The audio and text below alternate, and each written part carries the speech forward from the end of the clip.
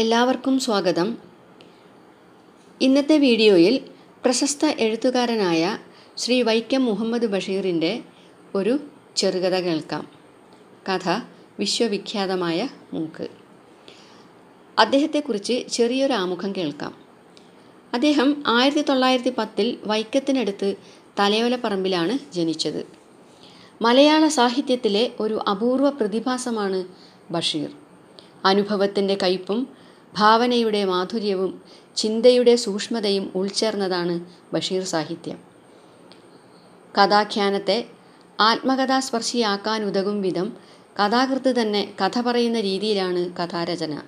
എഴുത്തിന് നിയതമായൊരു ഭാഷയുണ്ടെന്ന ധാരണയെ തിരുത്തി മലയാള ഭാഷയുടെ സൗന്ദര്യം നമ്മെ അനുഭവിപ്പിക്കാൻ അദ്ദേഹത്തിന് സാധിച്ചു. നമുക്ക് കഥയിലേക്ക് കടക്കാം. അമ്പരപ്പിക്കുന്ന മുട്ടൻ വാർത്തയാണ് ഒരു മൂക്ക് ബുദ്ധിജീവികളുടെയും ദാർശനികരുടെയും ഇടയിൽ വലിയ തർക്ക വിഷയമായി കലാശിച്ചിരിക്കുന്നു. വിശ്വവിഖ്യാതമായ മൂക്ക്. ആ മൂക്കിൻ്റെ യഥാർത്ഥ ചരിത്രമാണ് ഇവിടെ രേഖപ്പെടുത്താൻ പോകുന്നത്. ചരിത്രം ആരംഭിക്കുന്നത് അദ്ദേഹത്തിന് 24 വയസ്സ് തികഞ്ഞ കാലത്താണ്. അതുവരെ അദ്ദേഹത്തെ ആരും അറിഞ്ഞിരുന്നില്ല. ഈ 24ാമത്തെ വയസ്സിന് വല്ല പ്രത്യേകതയുമുണ്ടോ? എന്തോ ഒന്ന് ശരിയാണ്. ലോക ചരിത്രത്തിൻ്റെ ഏടുകൾ മറിച്ചു നോക്കിയാൽ മിക്ക മഹാന്മാരുടെയും 24ാമത്തെ വയസ്സിന് ചില പ്രത്യേകതകൾ കാണാൻ കഴിയും. ചരിത്ര വിദ്യാർത്ഥികളോട് ഇതെടുത്തു പറയേണ്ട കാര്യമില്ലല്ലോ. നമ്മുടെ ചരിത്രപുരുഷൻ ഒരു കുശിനിപ്പണിക്കാരനായിരുന്നു. കുക്ക്. പറയത്തക്ക ബുദ്ധി വൈഭവമൊന്നും ഉണ്ടായിരുന്നില്ല. എഴുത്തും വായനയും അറിഞ്ഞുകൂടാ. അടുക്കളയാണല്ലോ അദ്ദേഹത്തിൻ്റെ ലോകം. അതിന് വെളിയിലുള്ള കാര്യങ്ങളെക്കുറിച്ച് തികച്ചും അശ്രദ്ധൻ. എന്തിന് ശ്രദ്ധിക്കണം? നല്ലവണ്ണം ഉണ്ണുക, സുഖമായൊന്ന് പൊടിവലിക്കുക, ഉറങ്ങുക, വീണ്ടും ഉണരുക, കുശിനിപ്പണി തുടങ്ങുക. ഇത്രയുമാണ് അദ്ദേഹത്തിൻ്റെ ദിനചര്യ. മാസങ്ങളുടെ പേര് അദ്ദേഹത്തിന് അറിഞ്ഞുകൂടാ. ശമ്പളം വാങ്ങേണ്ട സമയമാകുമ്പോൾ അമ്മ വന്ന് ശമ്പളം വാങ്ങിക്കൊണ്ടു പോകും. പൊടി വേണമെങ്കിൽ ആ തള്ള തന്നെ വാങ്ങിച്ചു കൊടുക്കും. ഇങ്ങനെ സുഖത്തിലും സംതൃപ്തിയിലും ജീവിച്ചു വരവേ അദ്ദേഹത്തിന് 24 വയസ്സ് തികയുന്നു. അതോടെ അത്ഭുതം സംഭവിക്കുകയാണ്. വേറെ വിശേഷമൊന്നുമില്ല. മൂക്കിന് ശകലം നീളം വച്ചിരിക്കുന്നു. വായും കഴിഞ്ഞ് താടി വരെ നീണ്ടു കിടക്കുകയാണ്. അങ്ങനെ ആ മൂക്ക് ദിനംതോറും വളരാൻ തുടങ്ങി. ഒളിച്ചു വയ്ക്കാൻ പറ്റുന്ന കാര്യമാണോ? 1 മാസം കൊണ്ട് അത് പൊക്കിൾ വരെ നീണ്ടു. എന്നാൽ വല്ല അസുഖവുമുണ്ടോ? അതുമില്ല. ശ്വാസോച്ഛ്വാസം ചെയ്യാം, പൊടി വലിക്കാം, വാസനകൾ സർവവും തിരിച്ചറിയാം. പറയത്തക്ക യാതൊരു കുഴപ്പവുമില്ല. പക്ഷേ ഇങ്ങനത്തെ മൂക്കുകൾ ലോക ചരിത്രത്തിൻ്റെ ഏടുകളിൽ കിടപ്പുണ്ടായിരിക്കാം, അല്പസ്വല്പം. പക്ഷേ അത്തരം ക്ലാപ്പൻ മൂക്കാണോ ഈ മൂക്ക്? ഈ മൂക്ക് കാരണം പാവപ്പെട്ട ആ അരിവെപ്പുകാരനെ ജോലിയിൽ നിന്നും പിരിച്ചുവിട്ടു. എന്താ കാരണം? പിരിച്ചുവിട്ട തൊഴിലാളിയെ തിരിച്ചെടുക്കണം എന്നെല്ലാം പറഞ്ഞ് ബഹളം കൂട്ടാൻ ഒരു സംഘക്കാരും മുന്നോട്ട് വന്നില്ല. രാഷ്ട്രീയ പാർട്ടികളെല്ലാം ഈ കൊടിയ അനീതിയുടെ മുമ്പിൽ കണ്ണടച്ചു കളഞ്ഞു. എന്തിനയാളെ പിരിച്ചുവിട്ടു? മനുഷ്യസ്നേഹികളെന്ന് പറയുന്നവരാരും ഈ ചോദ്യം ചോദിച്ചില്ല. എവിടെ പോയി അന്ന് ബുദ്ധിജീവികളും ദാർശനികരും? പാവം തൊഴിലാളി, പാവം കുശിനിക്കാരൻ. ജോലി നഷ്ടപ്പെട്ടത് എന്തുകൊണ്ടാണെന്ന് ആരും അദ്ദേഹത്തിന് പറഞ്ഞു കൊടുക്കേണ്ടതായിട്ടില്ല. ജോലിക്ക് നിർത്തിയിരുന്ന വീട്ടുകാർക്ക് സ്വൈര്യമില്ലാതായി തീർന്നതാണ് കാരണം. മൂക്കനെ കാണാൻ, മൂക്ക് കാണാൻ രാപ്പകൽ മനുഷ്യക്കടൽ. ഫോട്ടോ എടുക്കുന്നവർ, അഭിമുഖ സംഭാഷണക്കാർ, റേഡിയോ, സിനിമ, ടെലിവിഷൻ, പത്രക്കാരായ പത്രക്കാർ, ഇരമ്പുന്ന മനുഷ്യക്കടൽ. ആ വീട്ടിൽ നിന്ന് പല സാധനങ്ങളും കളവുപോയി. 18കാരി സുന്ദരിയെ കട്ടുകൊണ്ടു പോകാനും ശ്രമമുണ്ടായി.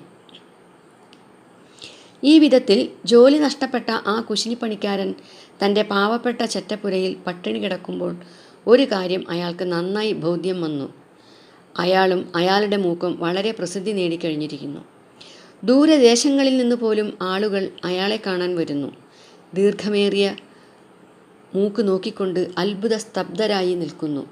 ചിലർ തൊട്ടു നോക്കുന്നുമുണ്ട്. എന്നാൽ ആരും നിങ്ങൾ ആഹാരം വല്ലതും കഴിച്ചില്ലേ, എന്താണിത്ര ക്ഷീണം എന്നൊന്നും ചോദിച്ചില്ല. ഒരു വലിക്ക് പൊടി വാങ്ങാൻ പോലും ആ വീട്ടിൽ ഒമ്പിടി കാശില്ല. പട്ടിണിക്കിട്ട കാഴ്ചമൃഗമാണോ അയാൾ? മണ്ടനാണെങ്കിലും മനുഷ്യനല്ലേ? അയാൾ തൻ്റെ വൃദ്ധ മാതാവിനെ വിളിച്ച് രഹസ്യമായി പറഞ്ഞു. ഈ മൂശേട്ടകളെ ആട്ടി പുറത്തിറക്കി വാതിലടച്ച്. അമ്മ സൂത്രത്തിൽ എല്ലാവരെയും വെളിയിലാക്കി വാതിലടച്ചു. അന്നു മുതൽ അവർക്ക് നല്ല കാലമായി. അമ്മയ്ക്ക് കൈക്കൂലി കൊടുത്ത് ചിലർ മകൻ്റെ മൂക്ക് കാണാൻ തുടങ്ങി. മണ്ട കൂട്ടമല്ലയോ ജനം.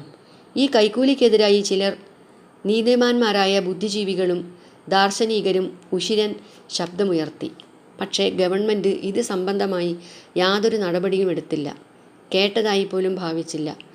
സർക്കാരിൻ്റെ ഈ കൊടിയ അനാസ്ഥയെ പ്രതിഷേധിച്ച് പരാതിക്കാർ പലരും ഗവൺമെൻറ്റിനെതിരായുള്ള പല അട്ടിമറിപ്പൻ പാർട്ടികളിലും ചേർന്നു. മൂക്കൻ്റെ വരാഴിക ദിനംപ്രതി വർദ്ധിച്ചു. എന്തിനധികം, അക്ഷരശൂന്യനായ ആ കുശിനിപ്പണിക്കാരൻ 6 കൊല്ലം കൊണ്ട് ലക്ഷപ്രഭുവായി. അദ്ദേഹം 3 പ്രാവശ്യം സിനിമയിൽ അഭിനയിച്ചു. ദി ഹ്യൂമൻ സബ്മറൈൻ എന്ന ടെക്നിക് കളർ ഫിലിം എത്രയെത്ര കോടി പ്രേക്ഷകരെയാണ് ആകർഷിച്ചത്. അന്തർവാഹിനി, മനുഷ്യൻ, 6 മഹാകവികൾ മൂക്കൻ്റെ അവദാനങ്ങളെ കീർത്തിച്ചുകൊണ്ട് മഹാകാവ്യങ്ങൾ പുറത്തിറക്കി. 9 മഹാസാഹിത്യകാരന്മാർ മൂക്കൻ്റെ ജീവചരിത്രം എഴുതി. പണവും പ്രശസ്തിയും നേടി. മൂക്കൻ്റെ സൗധം ഒരതിഥി മന്ദിരം കൂടിയാണ്. ആർക്കും അവിടെ എപ്പോഴും ആഹാരമുണ്ട്, ഒരു വലി പൊടിയും. ആ കാലത്ത് അദ്ദേഹത്തിന് 2 സെക്രട്ടറിമാരുണ്ടായിരുന്നു.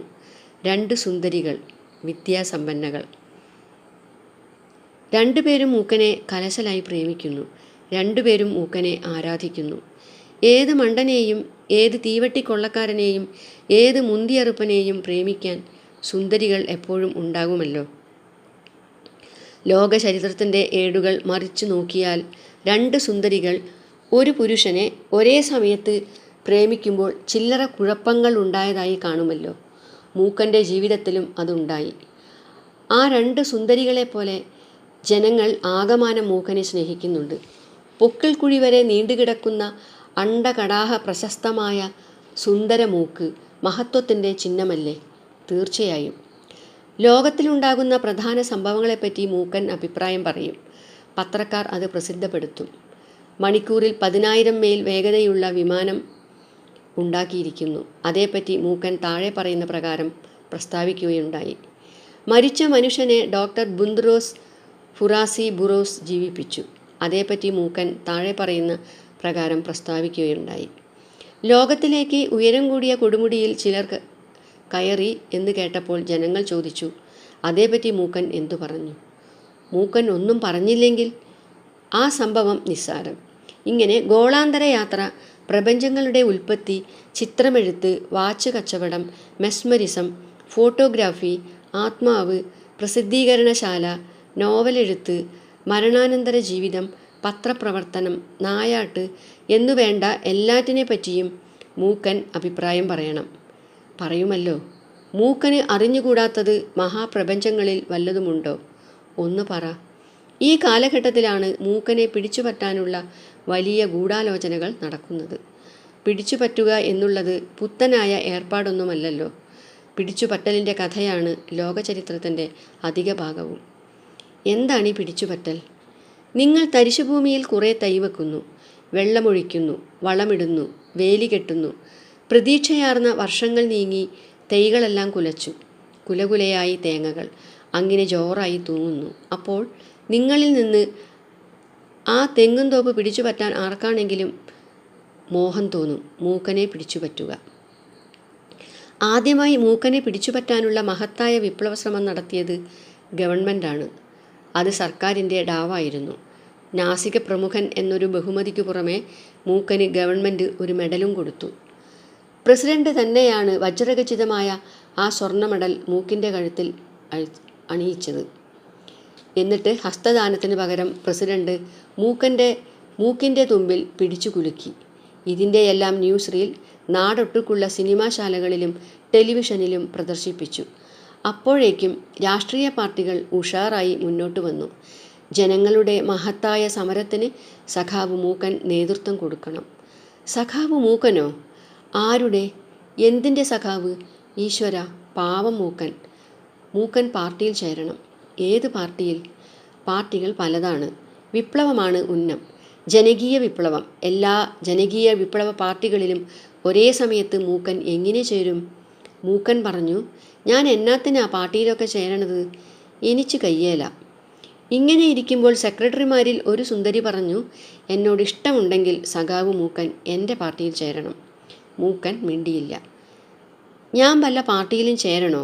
മൂക്കൻ മറ്റേ സുന്ദരിയോട് ചോദിച്ചു. അവൾക്ക് കാര്യം മനസ്സിലായി. അവൾ പറഞ്ഞു, ഓ എന്തിന്? അപ്പോഴത്തേക്കും ഒരു വിപ്ലവ പാർട്ടിക്കാർ മുദ്രാവാക്യം ഇട്ടുകഴിഞ്ഞു. നമ്മുടെ പാർട്ടി മൂക്കൻ്റെ പാർട്ടി, മൂക്കൻ്റെ പാർട്ടി ജനങ്ങളുടെ വിപ്ലവ പാർട്ടി. ഇത് കേട്ടപ്പോൾ മറ്റേ ജനകീയ വിപ്ലവ പാർട്ടിക്കാർക്ക് അരിശം മൂത്തു. അവർ മൂക്കൻ്റെ സെക്രട്ടറിമാരായ സുന്ദരികളിൽ ഒരുത്തിയെക്കൊണ്ട് മൂക്കനെതിരായി ഒരു ഭയങ്കര പ്രസ്താവന ഇറക്കിച്ചു. മൂക്കൻ ജനങ്ങളെ വഞ്ചിച്ചു. പിന്തിരിപ്പൻ മൂരാച്ചിയാണ് മൂക്കൻ. ഇത്രയും കാലം മൂക്കൻ ജനങ്ങളെ വഞ്ചിക്കുകയായിരുന്നു. ഈ കൊടിയ വഞ്ചനയിൽ എന്നെയും പങ്കാളിയാക്കി. ഞാൻ ഖേദിക്കുന്നു. ഞാൻ ജനങ്ങളോട് സത്യം പറയുന്നു. മൂക്കൻ്റെ മൂക്ക് വെറും റബ്ബർ മൂക്കാണ്. ഈ പ്രസ്താവന ലോകത്തിലുള്ള എല്ലാ പത്രങ്ങളും വലിയ ഗമയിൽ പ്രസിദ്ധപ്പെടുത്തി. മൂക്കൻ്റെ മൂക്ക് റബ്ബർ മൂക്കാണ്. മഹാമൂരാച്ചി മൂക്കൻ, കള്ളൻ, വഞ്ചകൻ, അറുപിന്തിരിപ്പൻ, ഒറിജിനൽ മൂക്കല്ല. ഇത് കേട്ടാൽ ജനകോടികൾ അമ്പരക്കാതിരിക്കുമോ? ക്ഷോഭിക്കാതിരിക്കുമോ? ഒറിജിനൽ മൂക്കല്ലേ? അല്ല. ലോകത്തിൻ്റെ നാനാഭാഗങ്ങളിൽ നിന്നും കമ്പികൾ, ഫോൺ കോളുകൾ, കത്തുകൾ പ്രസിഡന്റിന് ഇരിക്കപ്പുറതി മുട്ടി. ജനവഞ്ചകനായ റബ്ബർ മൂക്കൻ നശിക്കട്ടെ. റബ്ബർ മൂക്കൻ്റെ കള്ള പിന്തിരിപ്പൻ പാർട്ടി നശിക്കട്ടെ. ഇൻകുലാബ് സിന്ദാബാദ്. ഈ പ്രസ്താവന മൂക്കൻ്റെ എതിർ പാർട്ടിക്കാർ ഇറക്കിയപ്പോൾ മറ്റേ വിപ്ലവ പാർട്ടിക്കാർ മറ്റേ സെക്രട്ടറി സുന്ദരിയെക്കൊണ്ട് വേറൊരു ഉശിരൻ വിപ്ലവ പ്രസ്താവന ഇറക്കിച്ചു. പ്രിയപ്പെട്ട നാട്ടുകാരെ, ലോകരെ, അവൾ പറഞ്ഞത് തികച്ചും കളവാണ്. അവളെ സഖാവ് മൂക്കൻ ഒട്ടും പ്രേമിച്ചില്ല. അതിൻ്റെ കുശുമ്പാണ്. സഖാവ് മൂക്കൻ്റെ പണവും പ്രശസ്തിയും പിടിച്ചുപറ്റാനാണ് അവൾ ശ്രമിച്ചത്. അവളുടെ ആങ്ങളമാരിൽ ഒരുത്തൻ മറ്റേ പാർട്ടിയിലുമുണ്ട്. കള്ളന്മാരുടെ ആ പാർട്ടിയുടെ തൊലി ഉരിച്ചു കാണിക്കാൻ ഞാൻ ഈ സന്ദർഭം ഉപയോഗിച്ചു കൊള്ളുന്നു. ഞാൻ സഖാവ് മൂക്കൻ്റെ വിശ്വസ്ത സെക്രട്ടറിയാണ്. എനിക്ക് നേരിട്ടറിയാം സഖാവിൻ്റെ മൂക്ക് റബ്ബറല്ല. എൻ്റെ ഹൃദയം പോലെ തനി ഒറിജിനൽ. മായമില്ല, മന്ത്രമില്ല, അനുകരണമില്ല. തനി എൻ്റെ ഹൃദയം പോലെ. പ്രതിഫലേച്ഛ കൂടാതെ ഈ ആപൽസന്ധിയിൽ സഖാവ് മൂക്കൻ്റെ പിന്നിൽ അണിനിരന്നിരിക്കുന്ന ജനകീയ മുന്നേറ്റ വിപ്ലവ പാർട്ടി സിന്ദാബാദ്. സഖാവ് മൂക്കൻ സിന്ദാബാദ്. സഖാവ് മൂക്കൻ്റെ പാർട്ടി ജനങ്ങളുടെ മുന്നേറ്റ വിപ്ലവ പാർട്ടി. ഇൻകുലാബ് സിന്ദാബാദ്. എന്തു ചെയ്യും? ജനങ്ങൾക്കാകെ ആശയക്കുഴപ്പം. അപ്പോഴേക്കും മൂക്കൻ്റെ വിപ്ലവ പാർട്ടിയുടെ എതിർ വിപ്ലവ പാർട്ടിക്കാർ ഗവൺമെൻറ്റിൻ്റെയും പ്രസിഡന്റിനെയും പ്രധാനമന്ത്രിയെയും ചീത്ത പറയാൻ തുടങ്ങി. മണ്ടൻ, പളുങ്കൂസൻ ഗവൺമെൻറ്, റബ്ബർ മൂക്കുകാരൻ, ജനവഞ്ചകന് നാസിക പ്രമുഖൻ എന്ന ബഹുമതി കൊടുത്തു. വജ്രഖചിതമായ സ്വർണ്ണ മെഡൽ കൊടുത്തു. ഈ ജനവഞ്ചനയിൽ പ്രസിഡന്റിനും പ്രധാനമന്ത്രിക്കും ഉണ്ടല്ലോ പങ്ക്. ഈ ഭയങ്കര ഗൂഢാലോചനയിൽ ഒരു ചേരിതിരിവുണ്ട്. പ്രസിഡന്റും പ്രധാനമന്ത്രിയും രാജിവെക്കണം. മന്ത്രിസഭ രാജിവെക്കണം. റബ്ബർ മൂക്കനെ കൊല്ലണം. ഇത് കേട്ട് പ്രസിഡന്റ് ക്ഷോഭിച്ചു. പ്രധാനമന്ത്രിയും ക്ഷോഭിച്ചു. ഒരു പ്രഭാതത്തിൽ പട്ടാളവും ടാങ്കുകളും പാവപ്പെട്ട മൂക്കൻ്റെ ഹർമ്മ്യം വളഞ്ഞു. മൂക്കനെ അറസ്റ്റ് ചെയ്തു കൊണ്ടുപോയി. പിന്നീട് കുറേ ദിവസത്തേക്ക് മൂക്കനെ സംബന്ധിച്ച യാതൊരു വാർത്തകളുമില്ല. ജനങ്ങൾ മൂക്കനെ അങ്ങ് മറന്നു. എല്ലാം ശാന്തം. എന്നാൽ വന്നു സാക്ഷാൽ ഹൈഡ്രജനും ആറ്റനും ന്യൂക്ലിയറും. എന്താണെന്നോ? ജനങ്ങൾ മറന്നു കഴിഞ്ഞപ്പോൾ പ്രസിഡന്റിൻ്റെ ചെറിയ ഒരു പ്രഖ്യാപനമുണ്ടായി. മാർച്ച് 9 നാസിക പ്രമുഖൻ്റെ പരസ്യ വിചാരണയുണ്ടാവും. മൂക്ക് ഒറിജിനലാണോ? 48 രാജ്യങ്ങളുടെ പ്രതിനിധികളായി വരുന്ന വിദഗ്ധ ഡോക്ടർമാരാണ് മൂക്കനെ പരിശോധിക്കുന്നത്. ലോകത്തിലെ എല്ലാ പത്രങ്ങളുടെയും പ്രതിനിധികളുണ്ടാവും. റേഡിയോ, സിനിമ, TV, സർവ്വക്നാപ്പികളും. ഈ വിചാരണ എല്ലാ നാട്ടുകാർക്കും ന്യൂസ് റീലിൽ കാണാൻ കഴിയും. ജനങ്ങൾ പരമശാന്തരായി വർത്തിക്കുക. മണ്ടക്കൂട്ടമല്ലയോ ജനം, തനി ബടുക്കൂസുകൾ, വിപ്ലവകാരികൾ. അവർ ശാന്തരായി ഒന്നും വർത്തിച്ചില്ല. അവർ തലസ്ഥാന മഹാനഗരിയിൽ തടിച്ചുകൂടി. ഹോട്ടലുകൾ കയ്യേറി. പത്രങ്ങളുടെ ഓഫീസുകൾ തകർത്തു. സിനിമാശാലകൾക്ക് തീവച്ചു. മദ്യ ഷോപ്പുകൾ കൈയടക്കി. വാഹനങ്ങൾ തകർത്തു. പോലീസ് സ്റ്റേഷനുകൾക്കും തീവച്ചു. സർക്കാർ കെട്ടിടങ്ങൾ നശിപ്പിച്ചു. കുറേ വർഗീയ ലഹളകൾ ഉണ്ടായി. കുറേയധികം പേർ ഈ മൂക്കൻ സമരത്തിൽ രക്തസാക്ഷികളായി. മംഗളം ശാന്തം.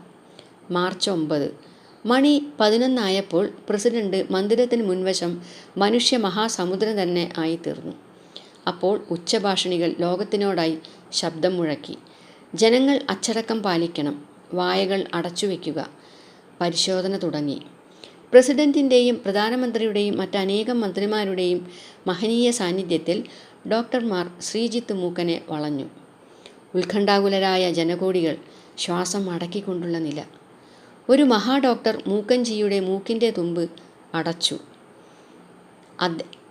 അപ്പോൾ മൂക്കൻജി വായ പൊളിച്ചു. വേറൊരു മഹാഡോക്ടർ മൊട്ട് സൂചി കൊണ്ട് മൂക്കിൻ്റെ തുമ്പത്ത് കുത്തി. അപ്പോൾ അത്ഭുതമെന്ന് വേണം പറയാൻ, ശ്രീജിത്ത് മൂക്കൻ്റെ മൂക്കിൻ്റെ തുമ്പത്ത് ഒരു തുള്ളി ചുവന്ന പരിശുദ്ധ ചോര പൊടിച്ചു. മൂക്ക് റബ്ബറല്ല, അനുകരണമല്ല, തനി ഒറിജിനൽ. മഹാഡോക്ടർമാരുടെ ഐക്യകണ്ഠനയുള്ള വിധി. മൂക്കൻ സാഹിബിൻ്റെ സുന്ദരി സെക്രട്ടറി പെണ്ണ് മൂക്കൻജിയുടെ തിരുമൂക്കിൻ്റെ തുമ്പത്ത് ഗാഢമായി ചുംബിച്ചു. സഖാവ് മൂക്കൻ സിന്ദാബാദ്, നാസിക പ്രമുഖൻ സിന്ദാബാദ്, സഖാവ് മൂക്കൻ്റെ ജനകീയ മുന്നേറ്റ പാർട്ടി സിന്ദാബാദ്, ജനാബ് മൂക്കൻ്റെ മൂക്ക് ഒറിജിനൽ മൂക്ക്, ഒറിജിനൽ ഒറിജിനൽ. അണ്ടകടാഹങ്ങൾ തകർന്നേക്കാവുന്ന ഒച്ച, ഒറിജിനൽ, തനി ഒറിജിനൽ. ഈ ആരവം തുടങ്ങിയപ്പോൾ രാഷ്ട്രപതി എന്ന മഹാപ്രസിഡന്റ് ഒരു പുതുപുത്തൻ ഡാവു കൂടി കാണിച്ചു. സഖാവ് മൂക്കനെ മൂക്കശ്രീ എന്നുള്ള തകർപ്പൻ ബഹുമതിയോടെ പാർലമെൻറ്റിലേക്ക് നോമിനേറ്റ് ചെയ്തു. മൂക്കശ്രീ മൂക്കൻ MP. 2-3 യൂണിവേഴ്സിറ്റികൾ മൂക്കശ്രീ മൂക്കൻ സാഹിബിന് M.Liറ്റും D.Liറ്റും നൽകി ആദരിച്ചു. Mookkashree Mookkan master of literature, Mookkashree Mookkan doctor of literature. എന്നാലും മണ്ടക്കൂട്ടമല്ലയോ ജനം, തനി ബടുക്കൂസുകൾ, മണ്ടക്കൂട്ടത്തെ ഭരിക്കുന്ന സർക്കാർ. മൂക്കശ്രീ മൂക്കനെ കിട്ടാത്ത സുന്ദരിയുടെ പാർട്ടിക്കാർ ഒരൈക്യ മുന്നണിയായി പറഞ്ഞും എഴുതിയും പ്രസംഗിച്ചും നടക്കുകയാണ്. പ്രസിഡന്റ് രാജിവെക്കണം, പ്രധാനമന്ത്രി രാജിവെക്കണം, മന്ത്രിസഭയും രാജിവെക്കണം. ജനവഞ്ചന. മൂക്കൻ്റെ മൂക്ക് റബ്ബർ മൂക്ക്, ഒറിജിനൽ അല്ലേ അല്ല. നോക്കണേ വിപ്ലവത്തിൻ്റെ പോക്ക്. ബുദ്ധിജീവികൾ, ദാർശനികർ എന്തു ചെയ്യും? ആശയക്കുഴപ്പമുണ്ടാകാതിരിക്കുമോ? സംഭവം വിശ്വവിഖ്യാതമായ മൂക്ക്. ഇതോടെ ഇന്നത്തെ വീഡിയോ പൂർണ്ണമാകുന്നു. നന്ദി, നമസ്കാരം.